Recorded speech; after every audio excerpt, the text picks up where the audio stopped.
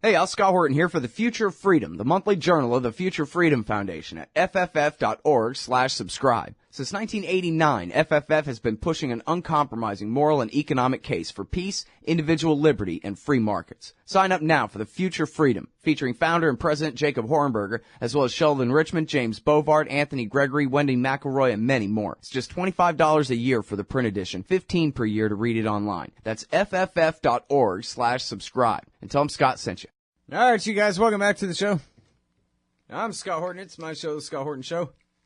Next up is our friend Grant F. Smith from the Institute for Research Middle East Policy. The Institute for Research Middle Eastern Policy, IRMEP, IRMEP.org. Welcome back to the show. How are you doing, Grant? Hey, Scott. Thanks for having me back.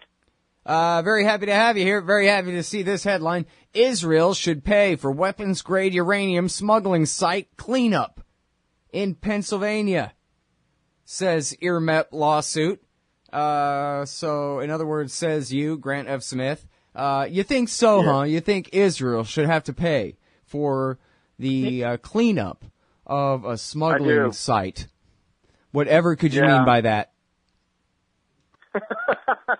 I do think so. As we've dug away at this, and this isn't the first time we've talked about the NUMEC case, but it's become increasingly obvious that this plant in Apollo, Pennsylvania was a smuggling front, just like conventional smuggling fronts before it, 20 years before, and that the American taxpayer should not be plunking down $500 million to pay for the cleanup. So we filed a lawsuit to get all of the remaining documents, the most authoritative documents about why the Central Intelligence Agency has always insisted there was a nuclear diversion to Israel from this U.S. site, so that can be used to change the funding equation in the cleanup. Right. Now, so just how dirty is this place? What needs cleaning up? Don't you just send in some bulldozers and then put that dirt somewhere where Eskimos live or something where nobody can fight back about it? Well, imagine a giant dump site where this smuggling front, NUMEC, was not only depositing its own waste from government contracts, but also trucking in waste from other plants and dumping it into an area that has a warren of defunct coal mines underneath it, with aquifers and groundwater that can drip into the Kissimmee River, which is literally right next to it. And then it's full of things, everything from contaminated trucks to clothing to waste that was produced during the process of converting hexafluoride into pellets for the Navy's nuclear submarines and ships. It's a massive cleanup. The site, though, especially the uranium processing facility that was in the middle of the town of Apollo, Pennsylvania, it never should have been there in the first place. And it's not only about the environment, it's also about the health of the people who grew up next to a uranium processing facility that was so undercapitalized, so suspiciously undercapitalized, that it wound up dumping a lot more waste into the environment than a more modern facility would. Yeah, so now, was the purpose of this entire operation just to get some weapons-grade uranium out of the country and divert it into Israel's nuclear weapons program, or how was it that the Israelis came to run this place in the first place? The person who organized all of the funding for this, for Apollo Industries and NUMEC, was a guy by the name of David Lowenthal. He was a smuggler during Israel's War of Independence, and had close ties to Israeli intelligence, when all of a sudden he pops up wanting to finance a nuclear processing facility in the middle of a defunct steel town, with Zalman Shapiro, chapter president of the Zionist Organization of America, and Ivan Novak, future national president of the Zionist Organization of America. They start putting together a plant, which is basically a building with very little else except for glove boxes and various equipment, in order to receive government contracts to process uranium hexafluoride into, again, fuel for the Navy and other projects. They have very little capital involved. Their safety controls are almost nil. And they go into business based on Zalman Shapiro's excellent work on the Nautilus nuclear submarine program, which gave him contacts and the ability to convince the Atomic Energy Commission and the Navy to send him contracts. It was supposed to be kind of a model, but it really was a model in corruption in terms of the safety record, the huge amount of losses that occurred until it was bought out and taken over by another company, and the suspicious characters who were being invited into the plant, all of whom initially had ties to the Israeli nuclear weapons program, such as Avraham Ermoni and then later Raphael Eitan, Avram Bender, and a bunch of other guys who showed up just in time of the highest losses at the plants. They would later go on, at least in the case of Raphael Eitan, to be widely known as the guy who handled Jonathan Pollard's espionage against the U.S. So, the assessment that this was an Israeli operation from the beginning was John Haddon's, the CIA station chief in Tel Aviv, who was there when the sampling went on to determine that somehow Israel had gotten hold of highly enriched uranium that bore the signature of the type, the specialized type given to NUMEC. So it's very clear from, if you take all of the pieces together, that this was a smuggling front from the beginning, just like the Sonneborn Institute, Martech, Materials for Palestine, and a host of predecessor organizations that were set up in the United States to smuggle conventional weapons during Israel's War of Independence. Man, and so then not only did they set this thing up, but they invited all the neighboring companies to come and dump all their nuclear pollution there just as a thank you very kindly, and then left. Yeah, that was their business toward the wind down of this little operation. And not only that, they got the Atomic Energy Commission, because it was so badly run, to get another company to buy it out, Atlantic Richfield, in exchange for $30 million a year Hanford contracts that had nothing to do with this plant.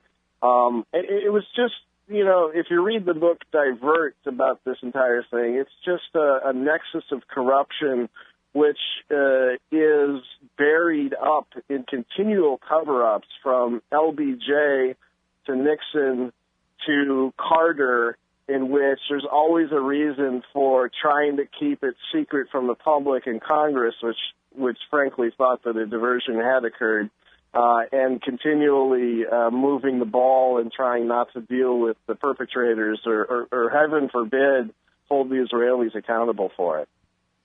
All right, and now, earlier this month, you published a piece at antiwar.com and at IRMEP.org about some new reports, a report that you got released through the Freedom of Information Act, I guess, from the DOD on the Israeli hydrogen bomb, which, I hope people know, that's the thermonuclear bomb, the super, as Truman called it. The one that, as Daniel Ellsberg says, the Nagasaki-type implosion plutonium fission bomb is just the percussion cap to set off an H-bomb, the kind of bomb that could kill all of Houston in one shot.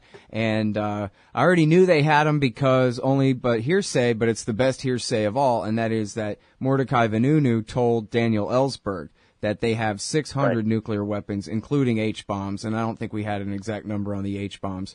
But that's where I heard that from, was from Daniel Ellsberg. So that's pretty damn good hearsay. But here you got the documents where the American Pentagon is saying Israel has the H-bomb. Right.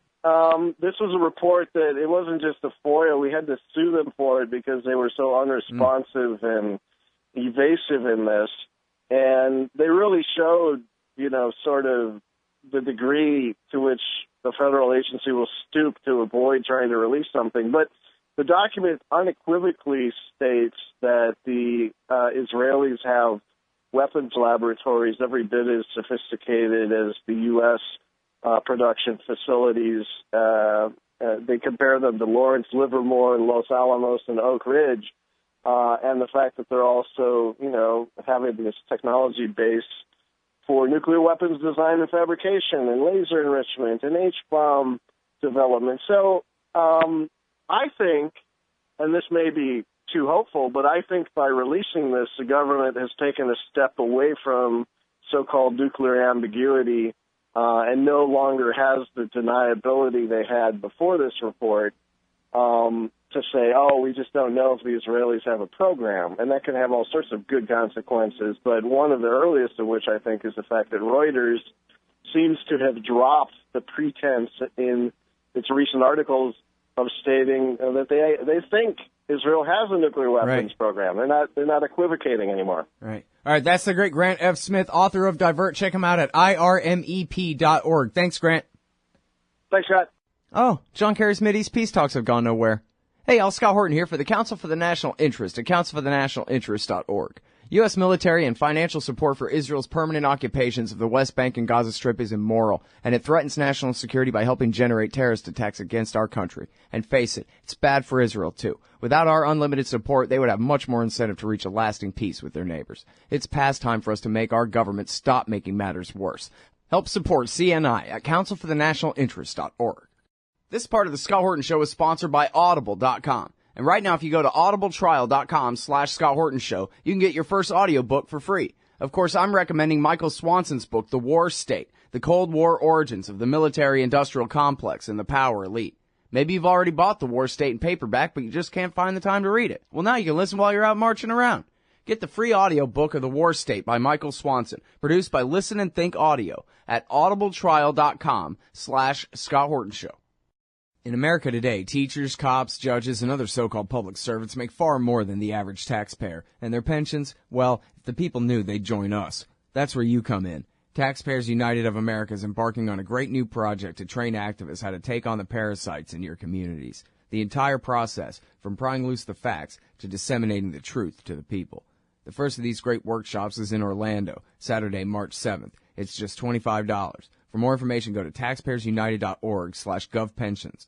Hey, Scott Horton here for Liberty.me, the social network and community-based publishing platform for the liberty-minded. Liberty.me combines the best of social media technology all in one place and features classes, discussions, guides, events, publishing, podcasts, and so much more.